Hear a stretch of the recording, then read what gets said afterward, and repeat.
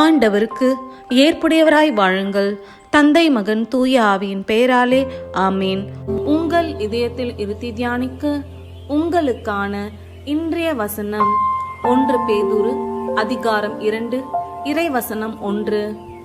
ஆண்டவர் எத்துணை இனியவர் என்பதை நீங்கள் சுவைத்திருந்தால் எல்லா வகையான தீமையையும் வஞ்சகத்தையும் வெளிவேடம் பொறாமை அவதூறு ஆகிய யாவற்றையும் அகற்றுங்கள். ஜெபம். அன்பு மக்களே, நம் ஆண்டவர் எத்துணை இனியவர் என்று சுவைத்து பாருங்கள். அவர் நல்லவர், என்றும் உள்ளது அவரது பேரன்பு. அவர் நம்மையும் நம் குடும்பத்தையும் எல்லா விதமான தீமையினின்றும் விடுவிக்கின்றார். அவருக்கே அஞ்சி வாழ்ந்து அவரிடம் உங்களை ஒப்புக் கொடுங்கள். ஆமீன்.